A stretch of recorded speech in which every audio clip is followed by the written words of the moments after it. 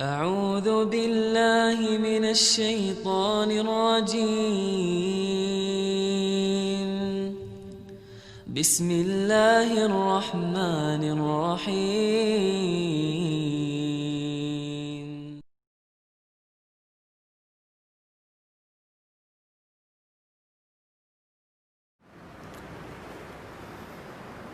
السلام عليكم ورحمة الله وبركاته.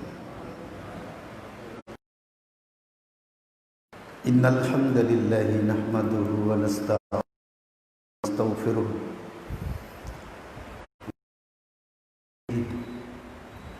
ونعوذ به من شرور أنفسنا ومن سيئات أعمالنا.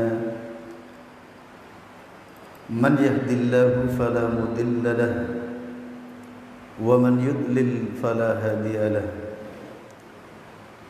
وأشهد أن لا إله إلا الله وحده لا شريك له وأشهد أن محمدا عبده ورسوله.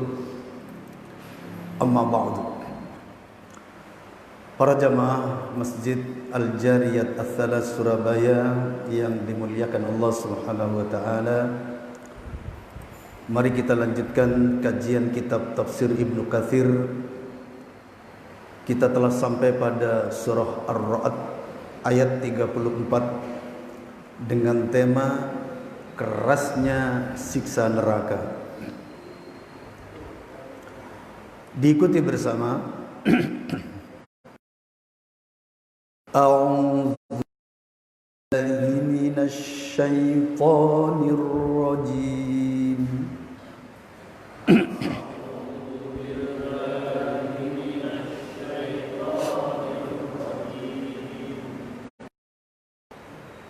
Lahum 'adzabun fil hayatid dunya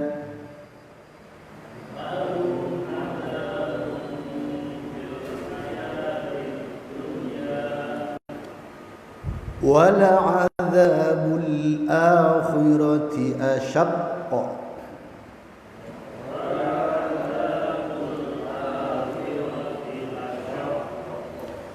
wa ma lahum minallahi min waq.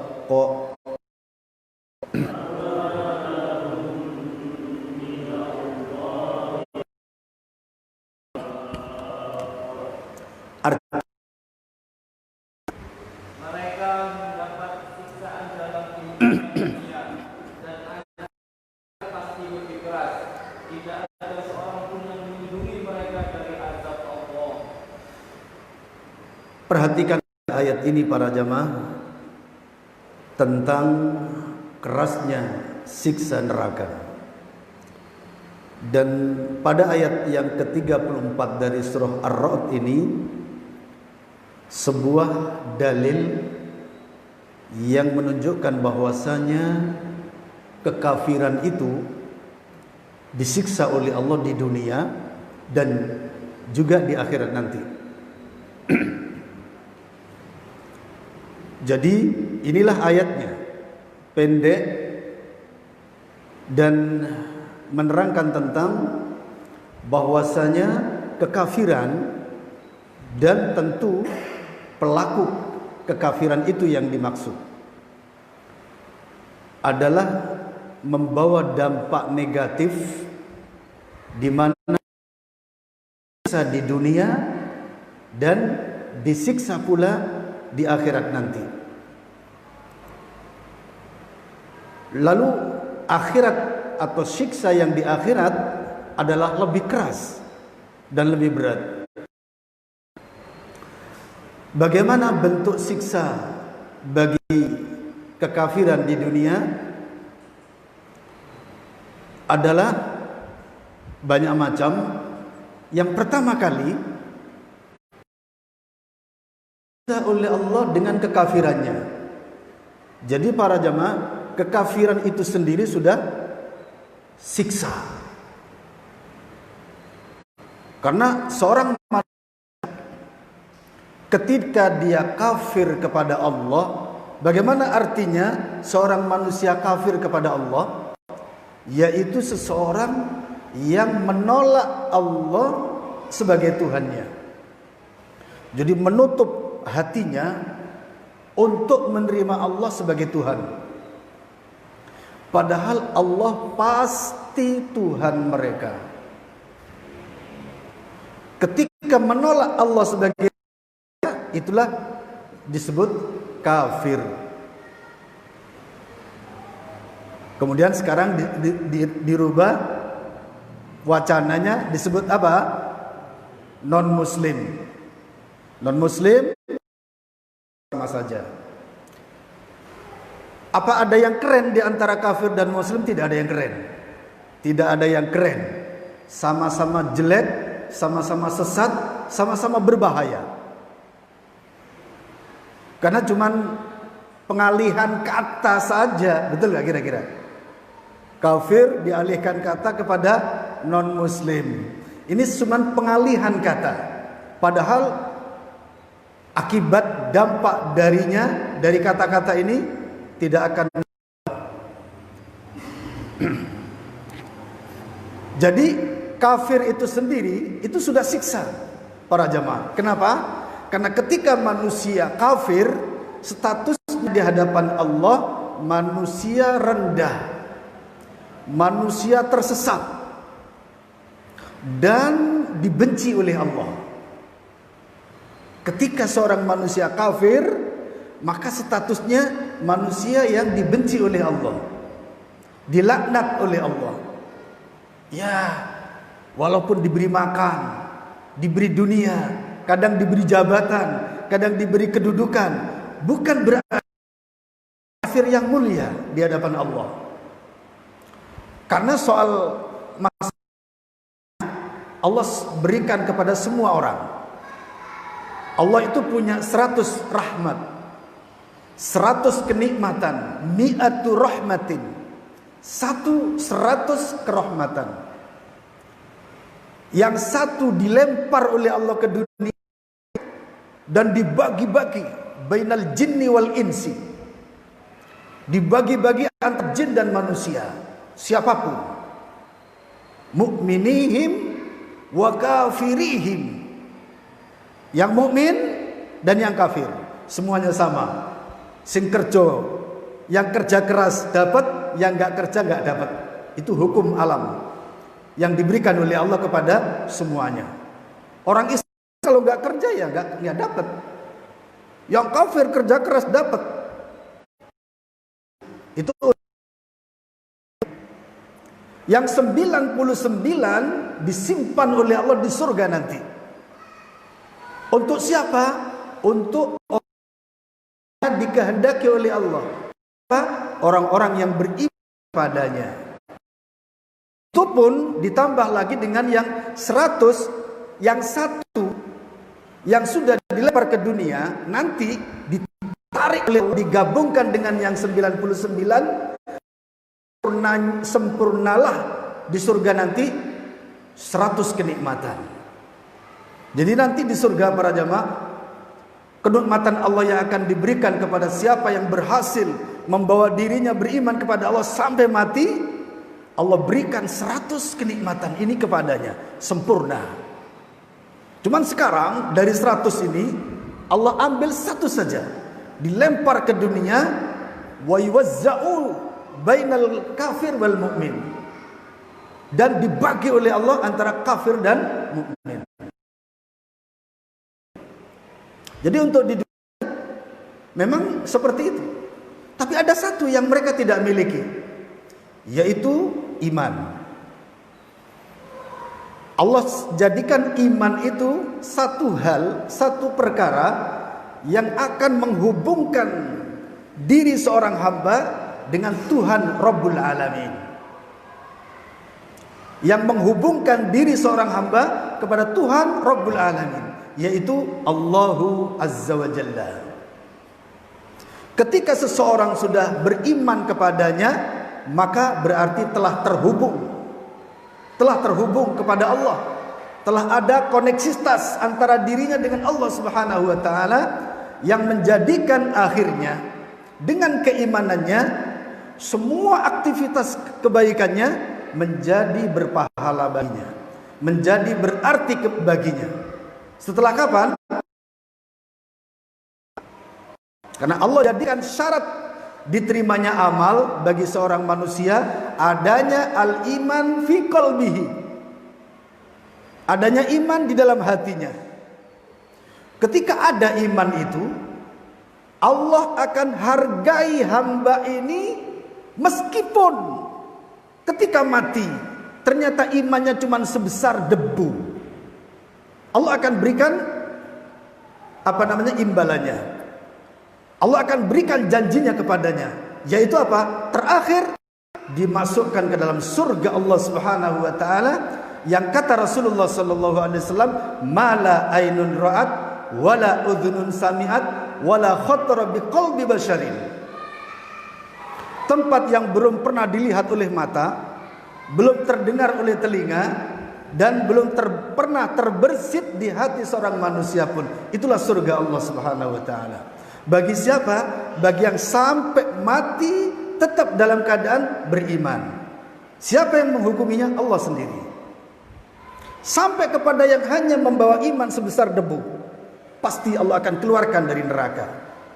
Hanya permasalahannya, bukankah Allah memberikan kekuatan kepada kita? Bukankah Allah memberikan kesehatan kepada kita? Bukankah Allah memberikan kepada kita kekuatan memandang, kekuatan mendengar, kekuatan memahami? Kenapa kita hanya membawa iman sebesar debu? Maka dari itu, mari semua nikmat yang diberikan oleh Allah kepadanya kita gunakan sebagai bekal nanti menghadap Allah, membawa iman yang paling baik, yang paling banyak, yang paling tinggi, dan menjadikan Allah puas dengan kita. Ma'asyiral muslimin rahimani wa rahimakumullah. Jadi kafir itu sendiri sudah siksa. Yang pertama, ketika seorang manusia kafir, dia menjadi manusia rendahan di hadapan Allah Subhanahu wa taala, dan semua kebaikannya tidak ada pahalanya. Semua kebaikannya tidak ada pahalanya. Sebagaimana dalam surah Surah Al-Isra ya. Ayat yang berikut ini. Kasarabin biqi'ah. Lihat yang punya Quran, dilihat. Pada surah ke-24 surah An-Nur, bukan Al-Isra, surah An-Nur ayat 39. Allah menyatakan, A'udzu billahi minasy syaithanir rajim. Walladzina kafaru a'maluhum kasarabin biqi'ah yahsabuhu adh-dham'anu ma'a hatta idza ja'ahu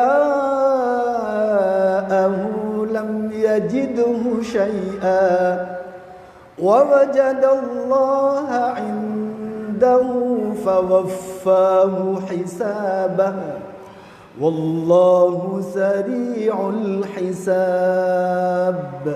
Artinya, dan orang-orang yang kafir, perbuatan mereka seperti potongan tanah di tanah yang datar, yang disangka oleh orang-orang yang dahaga, tetapi apabila dikatakan tidak ada apapun, dan didapatinya ketetapan Allah baginya, lalu Allah memberikan kepadanya perhitungan amal sempurna, dan Allah sangat tepat perhitungannya. inilah ayat yang menunjukkan bahwa manusia ketika kafir kepada Allah, semua kebaikannya sia-sia, apalagi kejahatannya. Sementara di akhirat, orang kafir itu juga akan disiksa oleh Allah 2 kali lipat. Yang pertama, karena dia tidak beriman kepada Allah. Yang kedua, dia akan disiksa karena tidak melakukan kewajiban kepada Allah sebagaimana kewajiban yang dilaksanakan oleh orang-orang yang beriman, yaitu beribadah kepadanya. Itu itu para jemaah ibadahnya tidak sah. Ini sudah siksa di dunia. Karena ibadahnya tidak sah, maka ketika mereka beribadah jadi sia-sia. Karena tidak sah, sia-sia. Sementara dia tidak ibadah, mereka tidak ibadah kepada Allah sebagaimana orang-orang yang beriman, beribadah, itu sudah nanti menjadi siksa tersendiri di hadapan Allah. Sebagaimana orang yang beriman salah dan tidak bisa diampuni, dengan kesalahan itu dia akan disiksa. Itu orang yang beriman. Kesalahan yang tidak mungkin bisa dihapus dosanya. Begitulah orang kafir nanti. Di samping dia kafir, sudah iman, amal perbuatannya, kebaikannya apapun sia-sia, dan dia nanti, mereka nanti di akhirat juga akan disiksa karena tidak menjalankan kebaikan itu. Tidak menjalankan sholat 5 waktu, tidak menjalankan haji, tidak menjalankan umroh, tidak menjalankan puasa, tidak menjalankan zakat, tidak menjalankan amal-amal soleh, tidak pernah baca Quran, tidak pernah masuk masjid. Ini semuanya sudah akan menjadi siksa bagi mereka. Kapan? Nanti di akhirat. Di samping disiksa karena kafirnya, disiksa pula karena tidak menjalankan perintah-perintah Allah dan tidak menjauhi larangan-larangannya. Inilah beratnya menjadi manusia kafir. Menjadi manusia kafir. Sebagaimana di dalam surah An-Nur 24 ayat 39, Allah menyatakan, wal kafaru, amal-amal mereka, jadi kebaikan-kebaikan mereka, kasarabim biqi'atin, seperti fata morgana. Kata orang Jawa, amun-amun. Di tempat yang jauh, seakan-akan kelihatan kepiur-kepiur ada sumber mata air. Yahsabuhu dham'anu ma'a. Dikira oleh orang yang haus itu air. Kebaikan orang kafir itu di hadapan Allah tidak diterima, sia-sia. Apalagi kejahatan mereka. Kebaikannya saja nggak diterima, apalagi kejahatan mereka. Ini memang bentuk siksa Allah. Untuk siapa? Di sini tidak menuduh seorang, betul nggak kira-kira? Tidak ada orang yang tertuduh. Semua ini untuk siapa? Untuk mereka-mereka yang kafir kepada Allah. Siapapun yang kafir kepada Allah, maka Allah akan siksa di dunia dengan kekafirannya, dan Allah akan siksa di dunia kebajikannya dinilai sia-sia oleh Allah berdasarkan ke-24 surah An-Nur ayat 3. Ini diantara bentuk siksa. Diantara bentuk siksa. Kemudian mari kita baca dari sisi tafsirnya. Ayat ini sangat pendek sekali sehingga tafsirnya bergabung dengan ayat lain.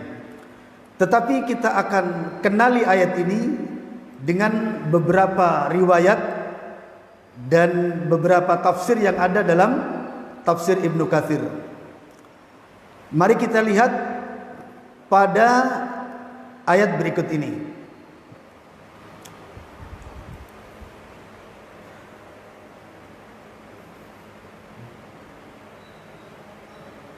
Yaitu tafsir dari surah Al-Isra ayat 39. Surah ke-24 An-Nur ya, surat An-Nur ayat 39.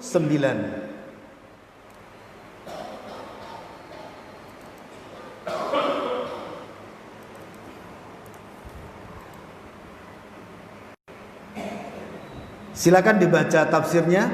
Hakadza mathalani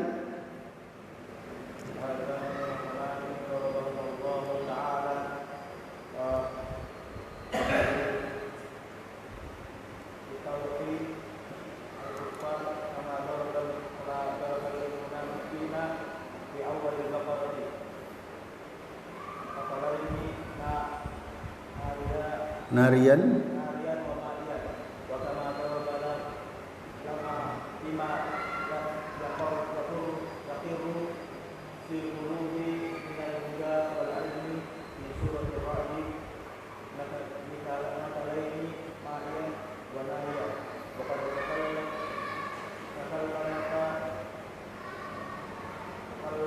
takallamna ala kullin على كل ملة في موضوعه بما أغنى عن عادته ولله الحمد والشكر. Pada ayat ini, ayat tentang bahwasanya amal orang kafir itu sia-sia, sebenarnya di beberapa ayat, yaitu 39 sampai 40. Di mana pada ayat ini Allah membuat dua perumpamaan bagi orang kafir. Sebagaimana Allah membuat perumpamaan bagi orang munafik pada awal surat Al-Baqarah dengan dua perumpamaan, mithalaini, narian wa ma'iyan, api dan air. Api dan air. Jadi antara api dan air. Pada ayat ini Allah menggunakan cara dengan air, yaitu bahwasanya perbuatan orang kafir itu seperti orang yang melihat ada sumber mata air, ketika didekati ternyata tidak ada apa-apanya. Terus mereka akhirnya berangan-angan terus mendapatkan air. Sebagaimana sekarang para jamaah, silakan dilihat semua orang yang tidak beriman kepada Allah dengan berbagai macam Tuhan mereka, berbeda-beda Tuhan mereka satu dengan yang lainnya, tapi mereka bangga. Kita lihat penampilan orang-orang kafir itu, semua orang-orang kafir yang nyembah patung, yang nyembah kuburan, yang nyembah ekor sapi, yang nyembah Yesus, yang nyembah berhala, semuanya bangga dengan agama mereka. Bangga. Sampai apa? Sampai rela membunuh siapapun yang tidak sejalan dengan mereka. Betul? Itu sudah terjadi. Bahkan peperangan atas nama ini yang sering memicu.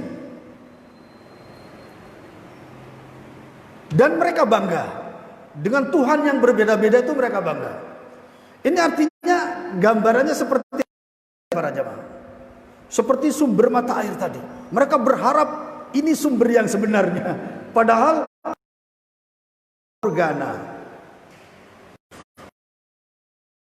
Ini ada sumber mata air, itu mereka di tempat tidak ada apa-apa. Terus mereka mengejarnya sampai kapan? Sampai mati, tidak menemukan apa-apa. Tetapi tetap mereka akan menemukan pengadilan Allah di akhirat nanti menimpa mereka oleh ayat ini. Mereka terus berangan-angan untuk masuk surga dengan Tuhan mereka. Bagaimana mereka akan masuk surga? Padahal surga itu cuma satu yang dibikin oleh Allah Subhanahu wa taala. Yang membuat surga itu Allah Subhanahu wa taala, yang membuat neraka itu Allah Subhanahu wa taala. Mereka berangan-angan masuk surga, sementara mereka bertuhan kuburan, bertuhan patung, bertuhan Yesus, bertuhan sapi. Bagaimana mungkin bisa memasuki surga yang dibuat oleh Allah Subhanahu wa taala? Tapi itulah gambarannya. Allah gambarkan mereka seperti air yang menjanjikan. Seakan-akan itu benar-benar sumber mata air. Terus mereka kejar, terus mereka kejar. Begitu mati mereka tidak mendapat apa-apa. Berbeda ketika seorang manusia beriman kepada Allah Subhanahu wa taala, pencipta langit dan bumi ini. Apa imannya baik, benar, sungguh beruntunglah. Sebesar biji debu pun, sebesar debu pun, ketika iman itu ada pada dirinya, ada harapan. Sebagaimana ayat berikut ini tentang harapan setiap orang yang beriman. Silakan dilihat pada ayat ini, wa yarjuna mala yarjun. Yarjuna, supaya Anda banyak mengetahui dalil.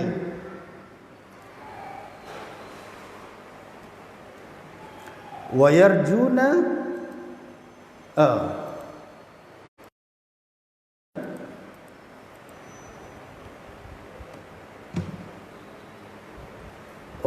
wa tarjuna Watarjuna karena sudah mengandung khitab.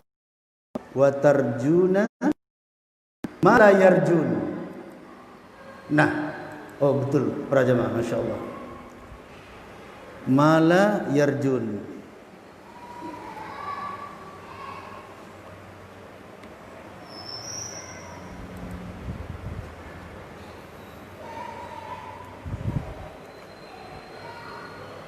Ada pada surah An-Nisa ayat 104. Surah An-Nisa ayat 104. Bahwasanya orang yang beriman kepada Allah, mereka memiliki harapan dengan iman mereka. Sedangkan orang kafir ketika mati dalam keadaan kafirnya tidak ada harapan sama sekali. Allah berfirman, A'udzu billahi minasy syaithanir rajim. ولا تهنوا في ابتغاء القوم إن تكونوا تألمون فإنهم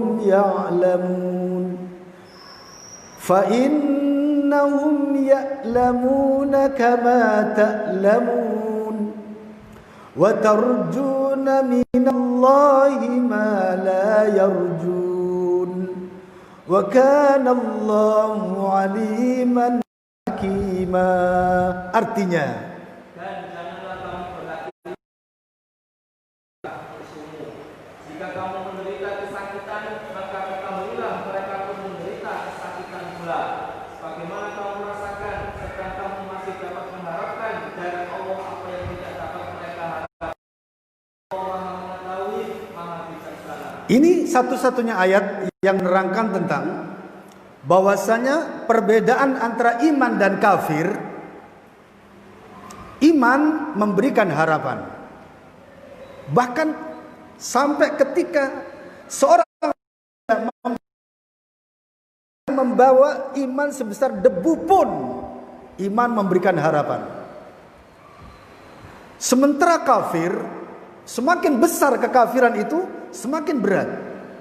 Mereka tidak akan mendapatkan harapan. Setelah mati, selesai mereka. Mereka hanya ada satu celah, satu pintu yang akan dituju, yaitu pintu neraka. Apa kata Allah Subhanahu wa taala? Ini menyangkut peperangan, jihad di jalan Allah.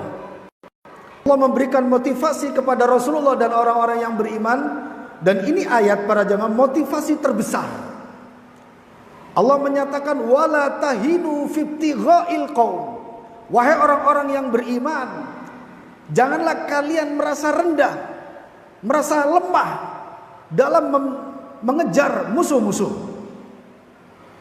In takunu ta'lamun, jika kalian merasa sakit karena kena pedang, kena panah, kena peluru tembak,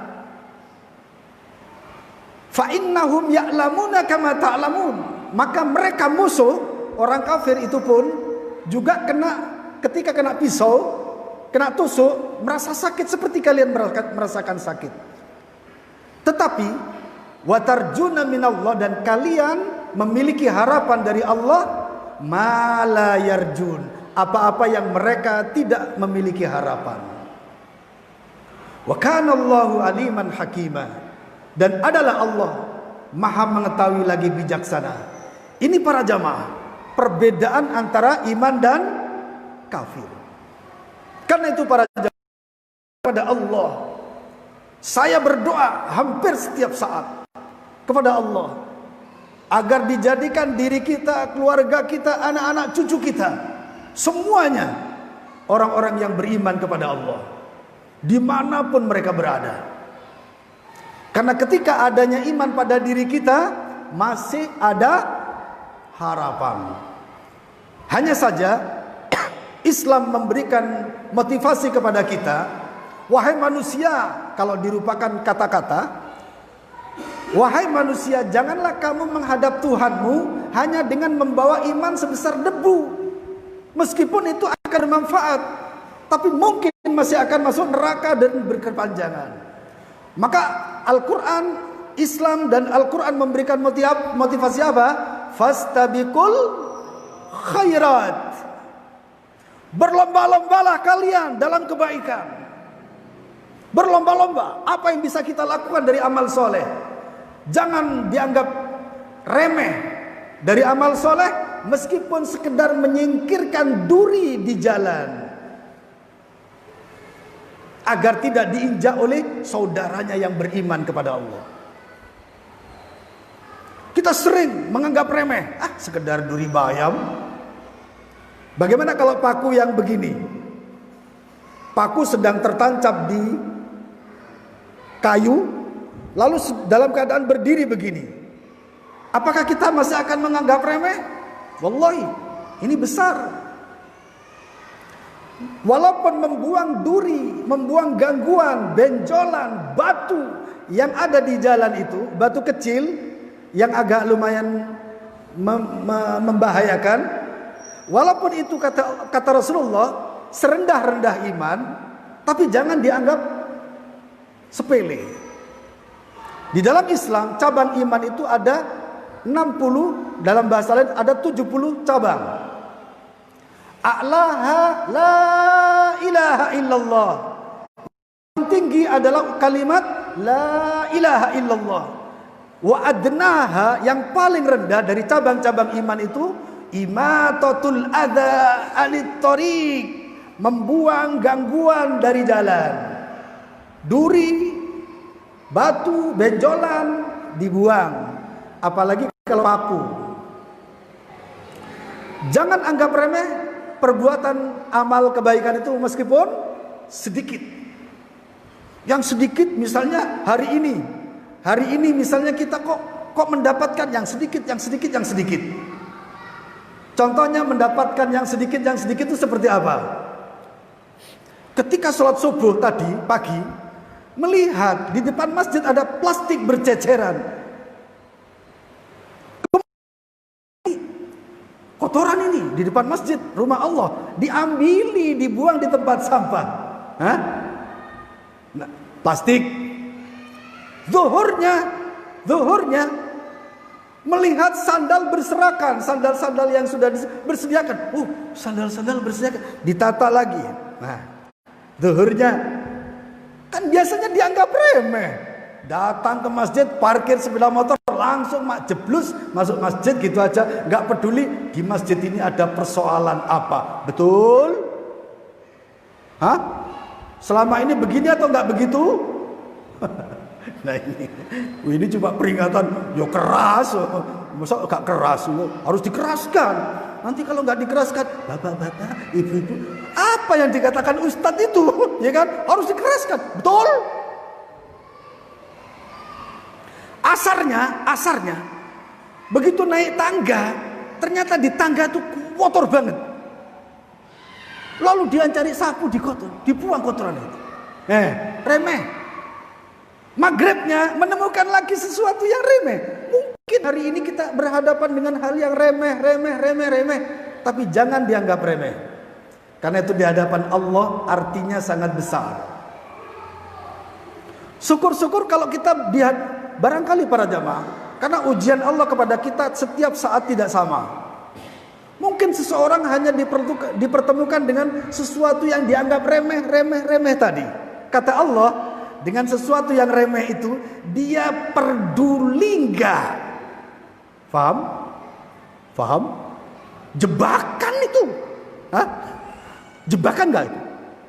Siapa yang ngasih jebakan? Jebakan enggak untuk kita itu? Siapa yang ngasih jebakan? Allah. Cang ganteng masuk masjid, jebak oleh Allah. Ada tanah di tangga itu, dibuang gak kira-kira lah gitu. Jebakan dari Allah, diperlihatkan di depan mata kita. Mau berbuat gak? Mau beramal soleh gak? Jebakan para jamaah. Kita oleh Allah setiap hari dijebak. Mau berbuat gak? Ada juga mungkin di antara kita dihadapkan dengan masalah yang besar karena urusan umat. Allah jebak kita untuk beramal atau tidak. Terkadang di antara kita gak peduli, namanya orang gak peduli, gak biasa peduli, ya sudah. Kata Allah, ternyata amal-amal yang ditunjukkan kepadanya semuanya tidak ada yang lolos. Berarti hari itu tidak naik kelas. Ibarat sekolah tidak naik kelas. Wallahi para jamaah. Jadi hati-hati. Allah terus akan kasih jebakan setiap hari. Terus akan ditunjukkan dengan sesuatu yang dengannya justru Allah akan memuliakan dia. 3 hari yang lalu saya kena jebak, tapi memang posisinya nggak enak gitu loh. Posisinya nggak enak. Ketika ada orang siap-siap mau berangkat, tiba-tiba ada pengemis datang tuh ngetuk-tuk pintu gitu loh.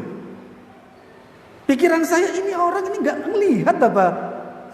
Dulu sejak dari sudut sana memaksa orang untuk memberi, sampai kepada orang lewat pun dimintai.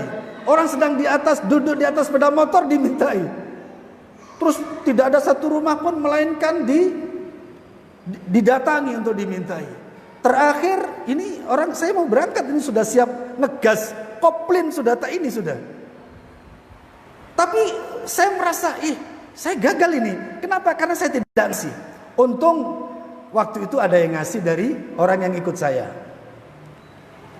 Makanya para jamaah, kadang kita oleh Allah dijebak ketika dibelokkan. Di sana biasanya ada tukang apa? Tukang parkir yang ngasih jalan kita. Itu dijebak oleh Allah. Mau beramal enggak? Saya berusaha. Meskipun 500-an tetap saya sediakan. Ketika saya enggak bisa ngasih karena jauh, tak lempar para jamaah. Lolos, alhamdulillah, lolos. Meskipun harus dilempar. Barangkali ketika sampai harus dilempar karena terpaksa sebab sudah harus lari kan gitu ya. Semoga Allah malah lebih suka. Kenapa? Menunjukkan apa? Semangatnya. Terima kasih Pak Haji. Alhamdulillah, terima kasih. Sementara betapa banyaknya mobil mewah. Sudah jelas tukang parkir itu para jamaah, kalau dia bisa masuk pabrik yang UMR-nya lumayan, gak mungkin lah dia jadi tukang parkir, betul? Gak mungkin. Apalagi di negeri kita nyari pekerjaan susah seperti ini. Anak bangsa kesulitan mencari pekerjaan. Sampai akhirnya pemuda-pemuda terpaksa harus parkir. Harus jaga di belokan setiap jalan-jalan. Untuk apa? Mencari rizki dari situ. Ada mobil mewah, sudah ditolong, dikasih jalan, gak ngasih. Pikiran saya ketika saya di belakangnya, betapa orang ini kikir.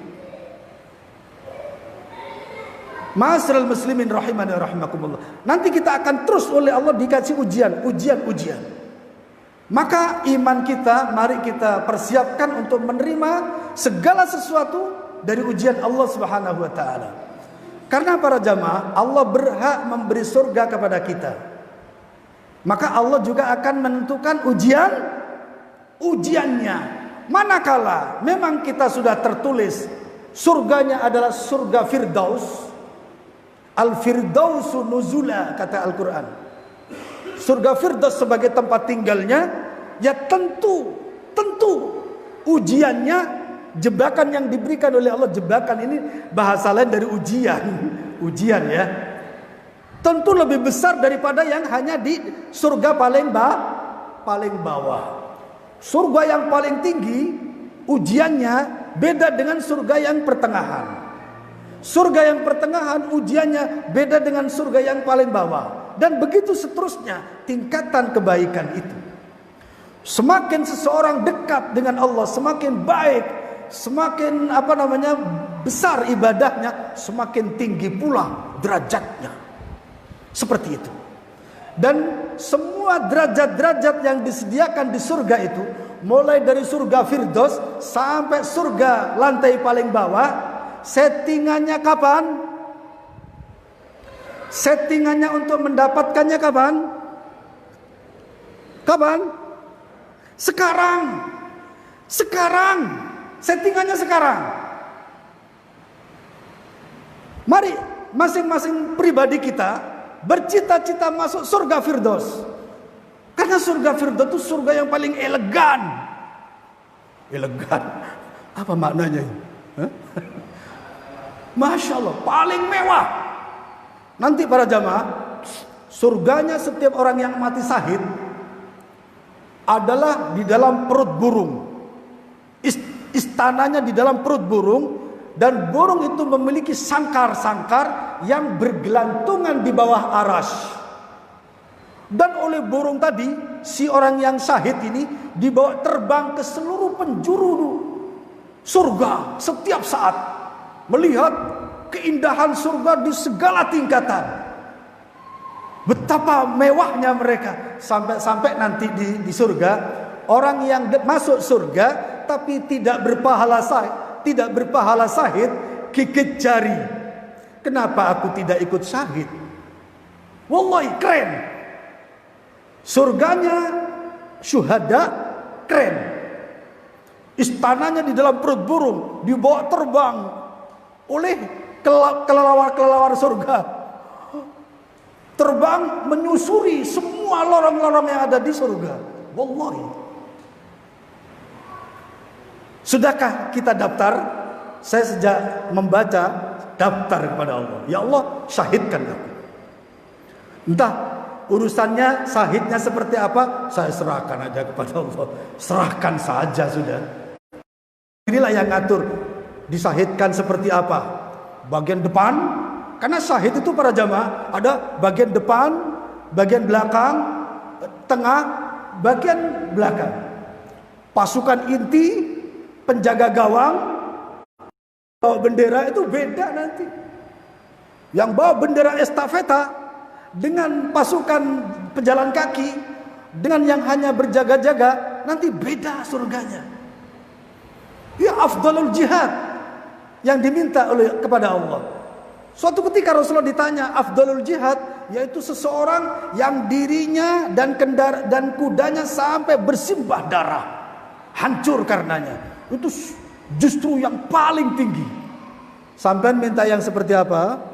Ternyata ketakutan ini. Wah, jihad. Wah, ditembak. Wah, ini. Terus gimana? Takut sudah, minta saja, nanti Allah yang ngatur mau seperti apa. Serahkan saja kepada Allah. Yang jelas para jamaah, kita saat ini nih masih waktu untuk men-setting diri kita. Kita tidak rela kalau kita tidak masuk surga Firdaus. Itulah kebenaran. Sampai Rasulullah memberi motivasi khusus kepada kita, idza sa'altumul jannata fas'alil firdaus. Kalau kalian memang minta surga, jangan tanggung-tanggung, minta firdaus sekalian. Itu motivasi Rasulullah. Jangan seperti orang yang basa-basi. Basa-basi dia sambil nyanyian. Padahal Allah enggak suka sama nyanyian itu. Ilahi lastu lil firdausi ahla wala aqwa 'alan naril jahimi fahabli taubatan waghfir dzunubi fa innaka ghafirudz dzambin azimi. Pernah dengar lagu ini? Di mana? Di mana-mana. Yang artinya, ilahi, wahai Tuhanku, lastu lil firdausi ahla. Aku ini untuk sebuah surga firdaus enggak potongan. Bukan ahlinya ya Allah. Wala aqwa 'alan naril jahimi. Tapi aku enggak kuat kalau dimasukkan ke neraka jahim. Seterusnya. Ini basa-basi. Kalau oleh Allah dijawab begini gimana? Lalu lu minta apa? Hah? Makanya Rasulullah ngasih langsung apa? Apabila kalian minta surga, fas'alil firdaus. Maka sekali minta firdaus. Ma'asyiral muslimin rahimani wa rahimakumullah. Kemudian di antara siksa ahli neraka, karena sudah masuk, masih ada beberapa keterangan yang ingin saya teruskan ya. Siksa api neraka. Coba diadzani dulu yang suaranya kuat ya, diadzani dulu.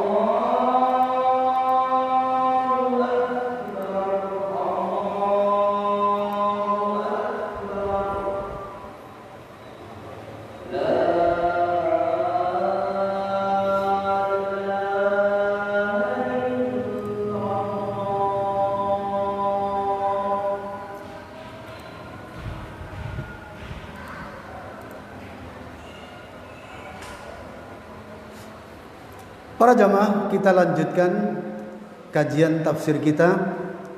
Silakan dibuka surah An-Nisa ayat 56. Surah keempat, surah An-Nisa 56, tentang sifat bagi kelak di neraka. Allah Subhanahu wa taala berfirman, A'udzu billahi minasy syaithanir rajim. Innal ladzina kafaru biayati sawfa nuslihim nara kullama nadijat juluduhum baddalnahum juludan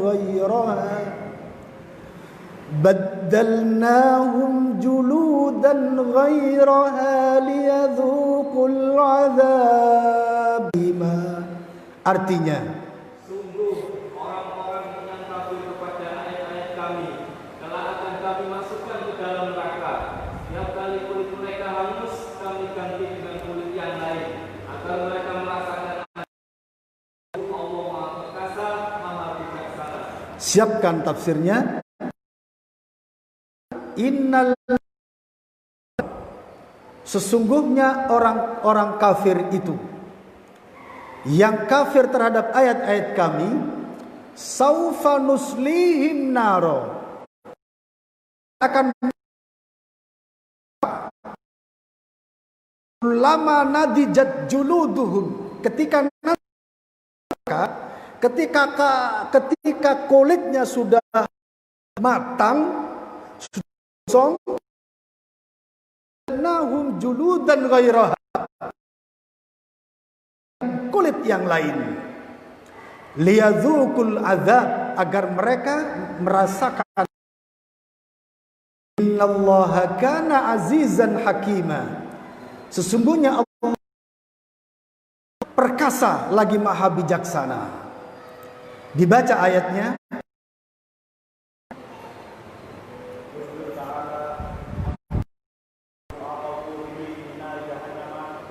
Man kafara wasadda rusulihi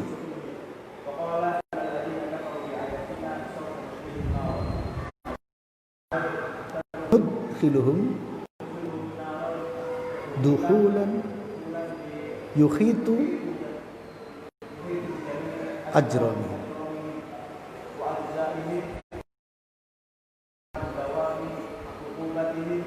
wanaka wanika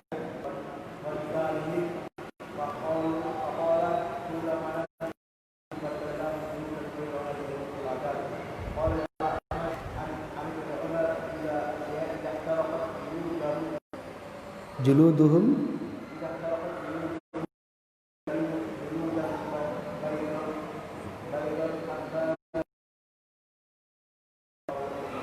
lihat pada tafsirnya para jamaah.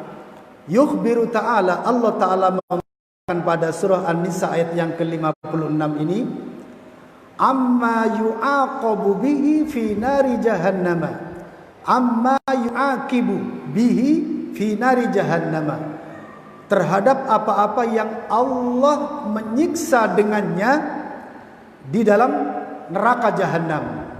Kepada siapa?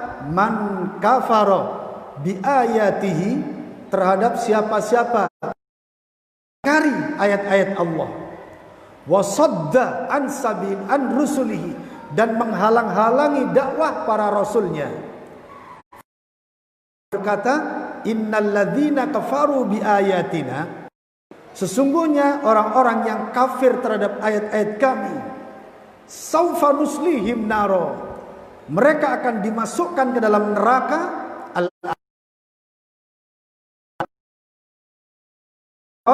dukhulan la yuhitu bi jami'i ajramihim, yakni api yang meliputi semua dosa-dosa. Summa akhbara an dawami uqubatihim wa nikalihim. Kemudian pada ayat ini Allah memberitakan tentang lamanya siksaan mereka. Uqubat dengan an-nikal itu artinya sama, siksaan. Allah akan ceritakan pada ayat ini tentang mereka dan bentuk-bentuknya.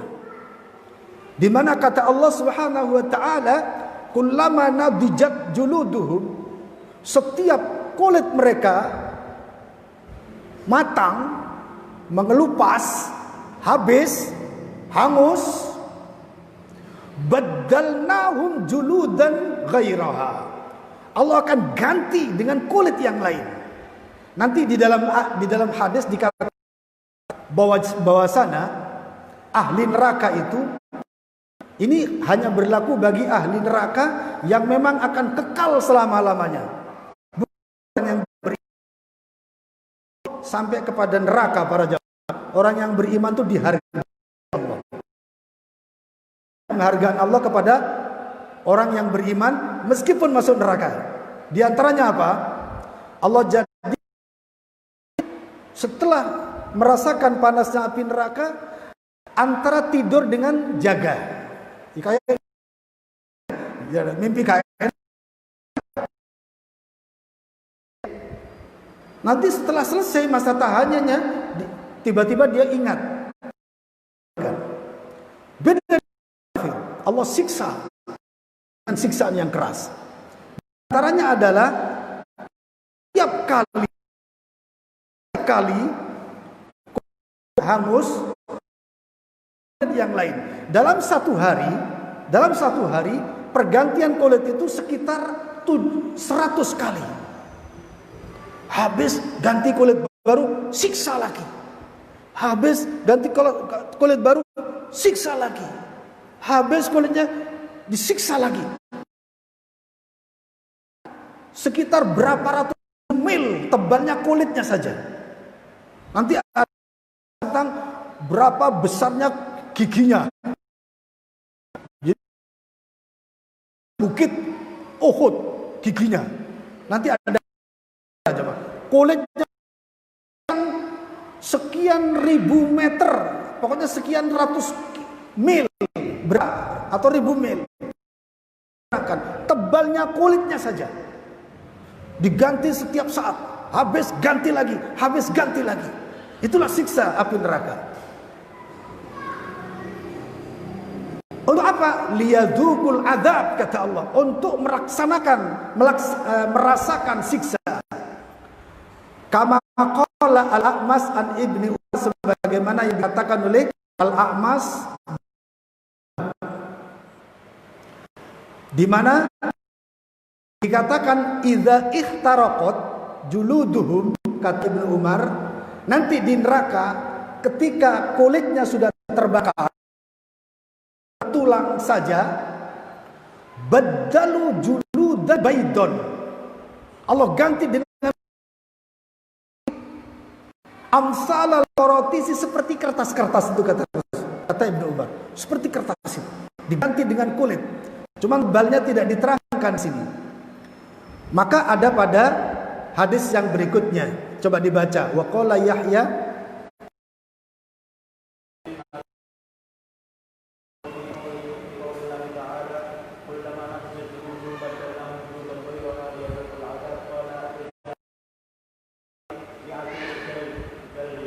jaldan.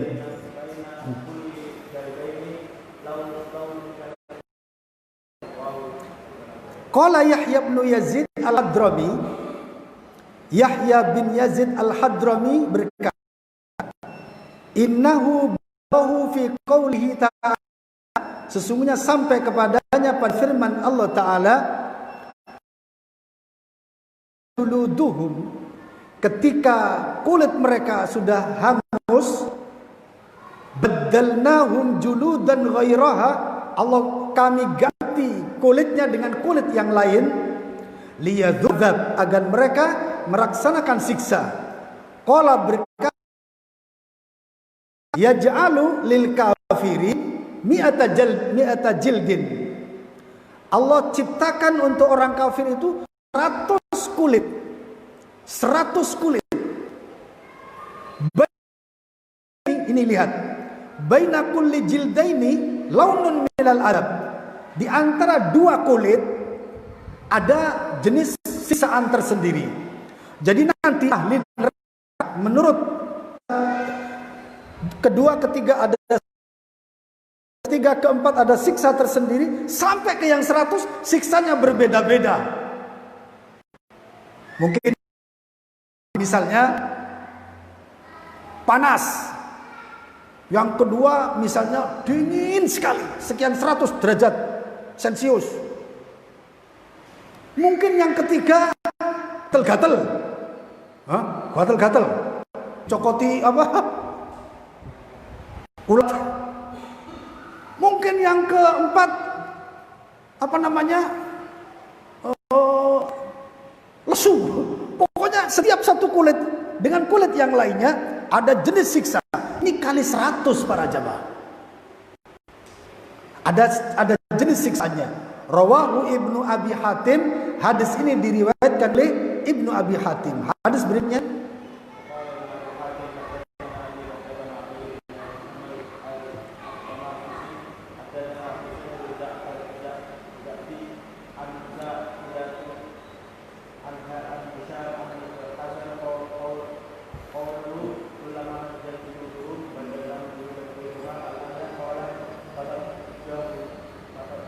tandajuhum fil yaumi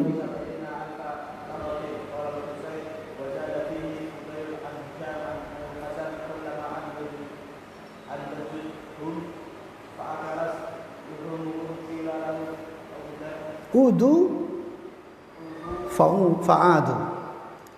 Qala Ibnu Abi Hatim, haddatsana Abi, qala haddatsana Ali ibn Muhammad at-Tanafisi, qala haddatsana Husain al-Ju'fi an Zaidah an Hisham al-Hasani, dari Al-Hasan, qauluhu, firman Allah, kullama nadidat juluduhum, setiap kulit mereka matang, hangus, tinggal tulang belulang, baddalnahum juludan ghairaha, Allah ganti, kami ganti dengan kulit lain. Tadi di dalam riwayat yang pertama tingkatan kulitnya, jadi kulitnya itu berlapis 100 jumlahnya. Apa kulit itu memang berlapis-lapis para jamaah? Apa kulit memang berlapis-lapis? Pernah boleng sapi enggak? Lapis-lapis kan? Kulit luar, nanti ada kulit lagi di dalamnya, berupa gajeh, berupa apa, lapisan tips ya, putih. Ketika ada lapisan seperti itu kira-kira. berlapis-lapis. Cuman kalau sapi mungkin cuma 3 lapis, ya.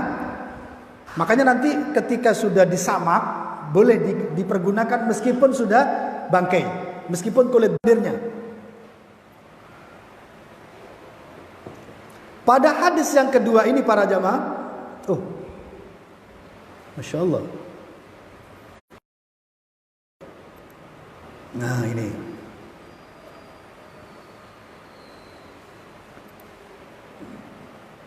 kullama nadijat juluduhum, pada riwayat Hisham, ya. Di sini dikatakan al-ayah qala, berkata siapa Hasan, tandajuhum fil yaumi sab'i. Di sini dikatakan bahwasanya kulit orang-orang kafir nanti, orang-orang non muslim di neraka nanti kulit dibakar oleh Allah, hangus, diganti lagi sampai berapa? Tiap hari. Ina alfa marrah. 70 kali. Allah. Dalam setiap hari pergantian kulitnya orang kafir itu karena hangus, tinggal tulang belulang, jadi kulit lagi. Hangus lagi, jadi kulit lagi. Dalam sehari 70.000 kali. Waliyadzubillah, kita berlindung kepada Allah. 70.000 kali para jemaah. Pergantian apa? Kulit saja. Qala al-Husainu, Al-Husain berkata, wazada fihi Fudailun, dan menambahkan padanya Fudail, an Hishamin dari Hisham, anil Hasanin dari Al-Hasan, di mana Al-Hasan berkata, kullama andajathum, setiap kulit itu matang, hangus, fa'akalat luhumahum, maka api memakan kulit-kulit mereka, daging-daging mereka kali dalam setiap hari.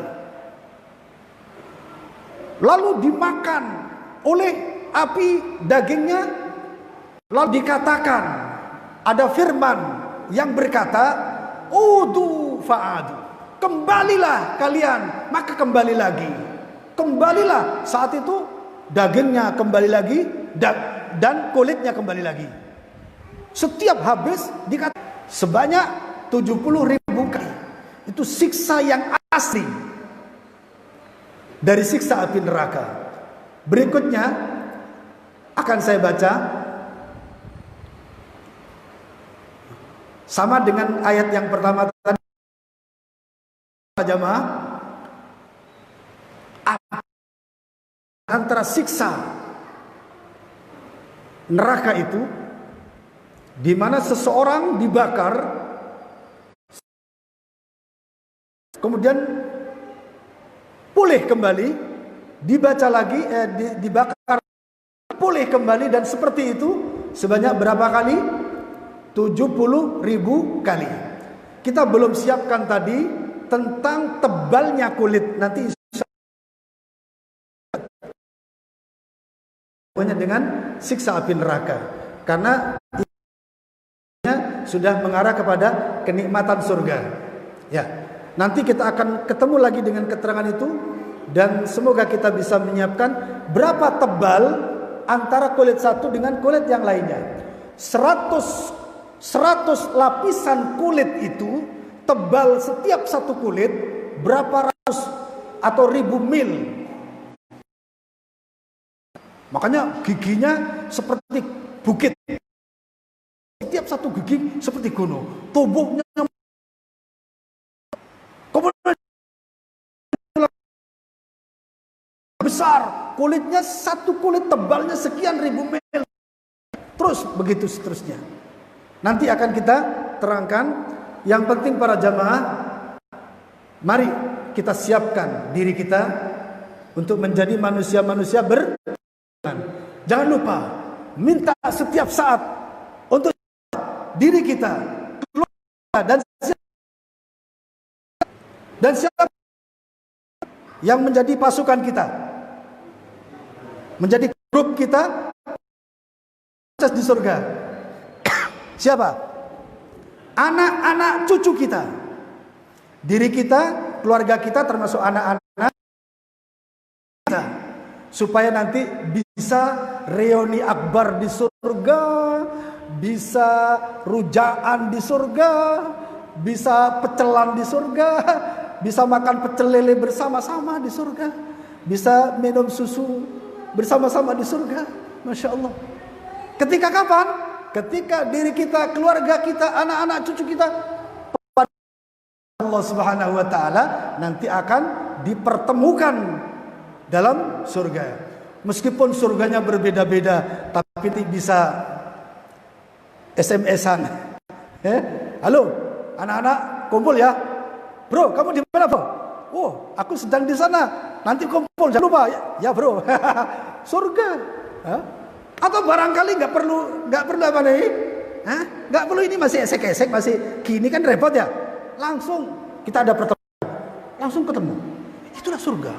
Setelah puas, yang ada keinginan berikutnya. Itulah surga. Siapa yang tidak ingin masuk surga? Yang otaknya non aktif. Baik, semoga otak kita selalu aktif. Karenanya kita beriman pada Allah. Apapun resikonya, jaga iman. Jangan lupa. Kenapa? Karena hanya iman itulah yang akan menghubungkan diri kita dengan Tuhan kita. Baina Rabbil Habib wa baina Abdil Habib. Hubungan antara Tuhan yang terkasih dengan hamba yang terkasih. Al-iman. Sampai di sini, mari kita tutup pertemuan kita dengan doa kafaratul majlis. Subhanakallahumma wa alla ilaha illa anta astaghfiruka wa atubu ilaik. Assalamualaikum warahmatullahi wabarakatuh.